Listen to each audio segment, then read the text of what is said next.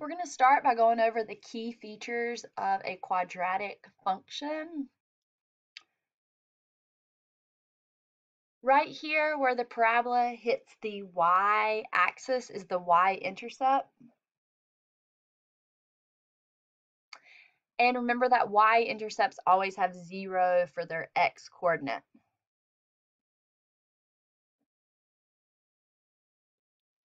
This parabola opens down, so at its vertex is the maximum.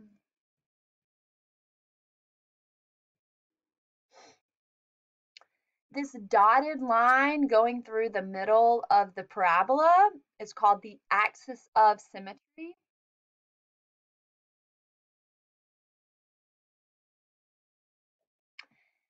Since it is a vertical line, the equation for that would be x equals a number. And then we also have where the parabola hits the x-axis. And those are the x-intercepts. Other names for x-intercepts are zeros, roots, and solutions. Those all mean the same thing. Okay. All right, notice that this parabola opens down and this parabola opens up. Once again, we have some of the same key features. The dotted line going down the middle is the axis of symmetry.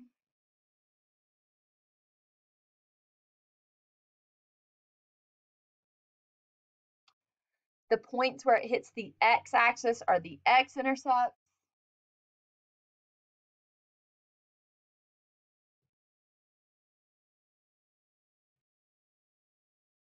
Roots, solutions, and zeros, those all those words refer to where it hits the x-intercept.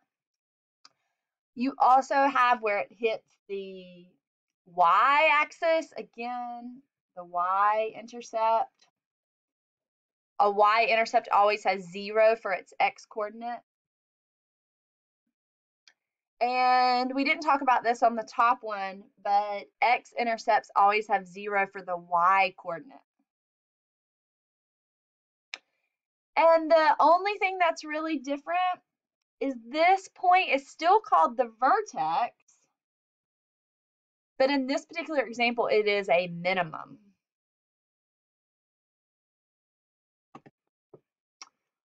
All right, now let's talk about the 3 different forms of a quadratic. This is going to be new. You didn't cover all of these in Math 1. You covered a couple of them, but not all 3. So enter the following equations in Desmos. So let me do that. So x minus 2, x plus 1 is in red. Now I'm going to add another one. X squared, you hit shift 6 to do an exponent. Plus 2x minus 8.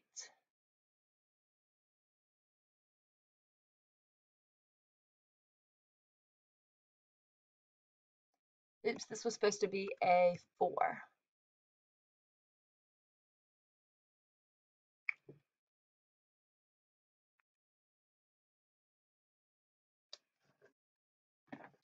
And then lastly, x plus 1 to the 2nd power minus 9. All right, so I have typed 3 different quadratics into Desmos, but I only see one parabola. And why do you think that is? Well, I don't know if anybody notices, but these are 3 different forms of the same quadratic function. So it's the same function. You can see by the graph there's only one parabola. And so these are the 3 different forms. So let's explore that some more.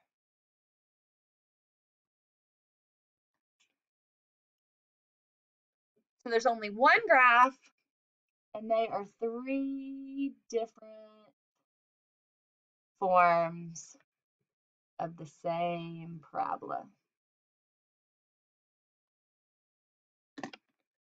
Remember, you can pause this video at any time if you need more time to write. All right, find the following points on the graph in Desmos. So we have to find the vertex first. Let me go back to Desmos.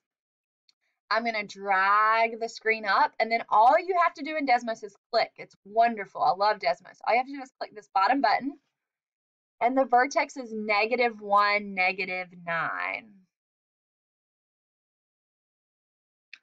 -1, -9.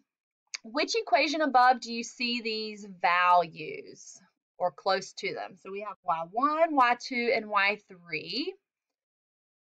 And the only one that has a 9 in it is y3. And this is called the vertex form because it gives you the vertex. All right. So here is the formula for vertex form. You do the opposite of what is in parentheses. And so in parentheses was a +1 up here. And so it becomes a -1 in your vertex. K stays the same. All right, so up here you had a -9, and then it stays a -9 in your vertex. And we'll do more practice with that. But basically your vertex are the numbers H and K. H and K. All right, now let's get the y-intercept from Desmos. Let me go back to Desmos. Click the y-intercept, 0, -8. And it even puts it in a coordinate pair for you. So Desmos is great. 0, -8. Which equation above do you see this value? Which one has a -8 in it? y2. This is called the standard form. You should have done that in Math 1. The y-intercept is always the value of c. So the one without the x is your y-intercept. All right, now let's go back to Desmos and get the x-intercepts. Click up here, -4, 0, and 2, 0.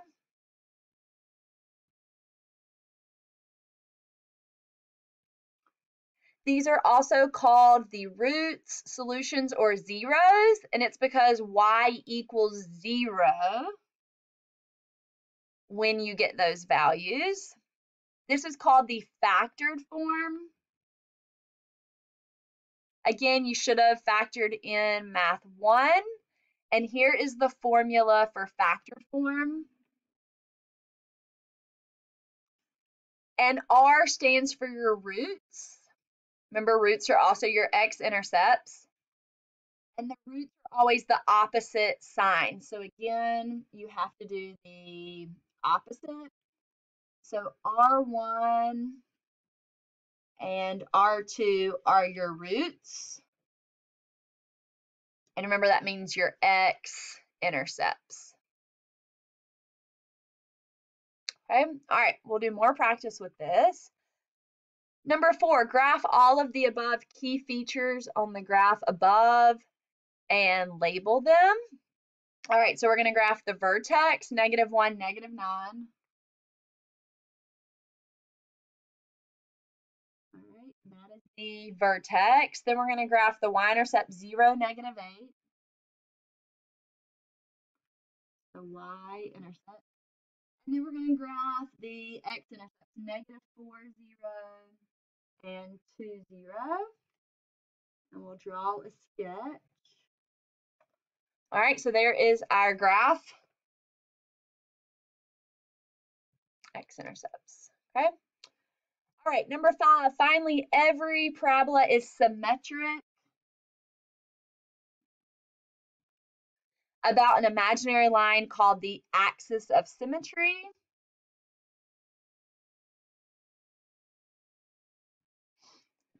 This line goes through the vertex. If you are given the vertex form, its equation is always x equals h. And we'll talk about that more in a minute. If you are given the standard form, you can also find it by the formula x equals negative b over 2a. Okay? Find the axis of symmetry on the above graph. So it's got to go right through the vertex, right down the middle. And it's got to split it in half. And let's talk about what the equation of that line is. X equals negative 1. X equals negative 1. Remember that I said one of the formulas you could use to find it was x equals h? Remember your vertex is the letters h and k. So h is negative 1. So x equals negative 1. We said the other formula you could use was negative b over 2a from standard form.